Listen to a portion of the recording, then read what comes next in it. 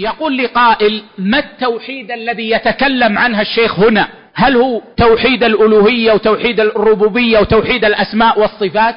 الجواب نقول إن الشيخ هنا في هذا الكتاب يتكلم عن توحيد الألوهية. لماذا تكلم الشيخ عن توحيد الألوهية؟ طبعا يا أخوة نحن قلنا توحيد الألوهية متضمن لتوحيد الربوبية وتوحيد الأسماء والصفات، لكن الصلب في الكتاب هو عن توحيد الألوهية. فلماذا ذكر الشيخ هنا توحيد الألوهية دون غيره من الأنواع؟ والجواب لثلاثة أمور.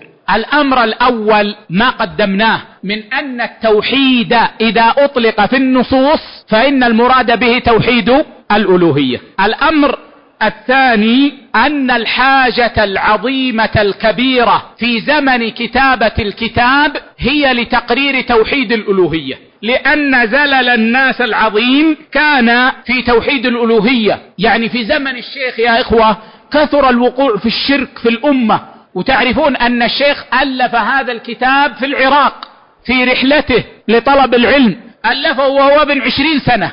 الشيخ حفظ القرآن وهو دون 10 سنين، ثم ارتحل في طلب العلم وهو صغير، وذهب إلى العراق ورأى الشرك العظيم في البصرة وغيرها، فدعا الناس إلى التوحيد وهو ابن 20 سنة. دعا الناس إلى التوحيد فأوذي وصبر، لأنه يريد وجه الله، يريد لهذه الأمة أن تخرج من الظلمات إلى النور، وألف هذا الكتاب وهو ابن 20 سنة. فألفه وكانت الحاجة العظيمة لبيان توحيد الألوهية.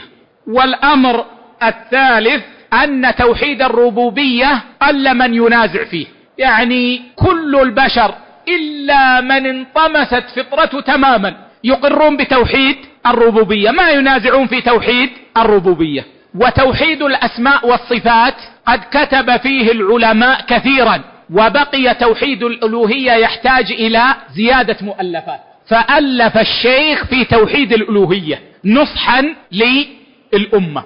إذن الأسباب التي جعلت الشيخ يخص